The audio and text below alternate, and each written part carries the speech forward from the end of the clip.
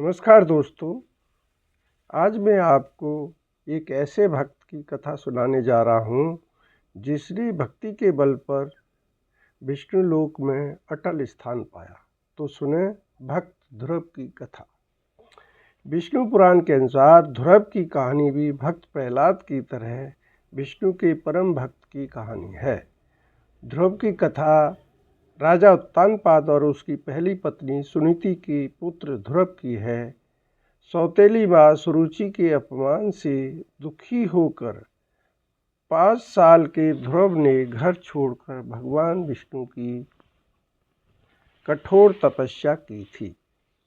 राजा उत्तानपाद की पहली पत्नी सुनीति के कोई संतान नहीं थी, तो अपनी पत्नी के कहने पर ही उसने दूसरी शादी की थी। परंतु दूसरी पत्नी सुरुचि ने महल में आते ही सुनीति को महल से बाहर निकाल दिया था और राजा की पटरानी बन गई थी। परंतु कुछ समय बाद सुनीति और सुरुचि दोनों के ही पुत्र की प्राप्ति हुई। सुनीति के पुत्र का नाम ही ध्रुव था। ध्रुव एक दिन खेलते खेलते महल में चला गया और राजा की गोद में बैठना चाहता था, लेकिन सुरुचि ने उसे राजा की गोद से हटा दिया और कहा कि वह उसके गर्भ से पैदा होने पर ही ऐसा कर सकता है। अपनी सौतेली माँ के अपमान से दुखी होकर ध्रुव ने 5 वर्ष की अवस्था में ही घर त्याग दिया और भगवान विष्णु की तपस्या का संकल्प लिया।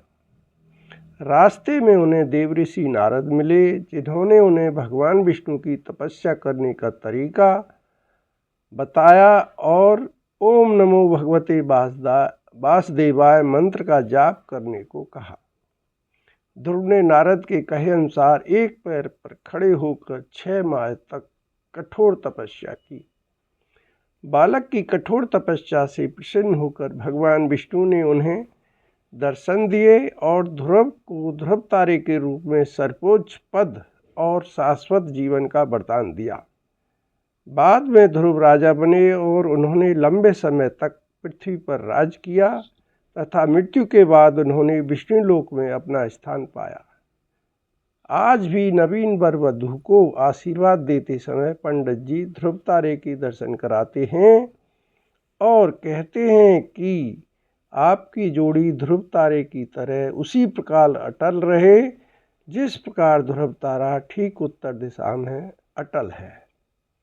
दोस्तों, आपको कैसी लगी ये कथा अवश्य कमेंट करें और यदि अच्छी लगी हो तो लाइक, शेयर और सब्सक्राइब भी कर दें।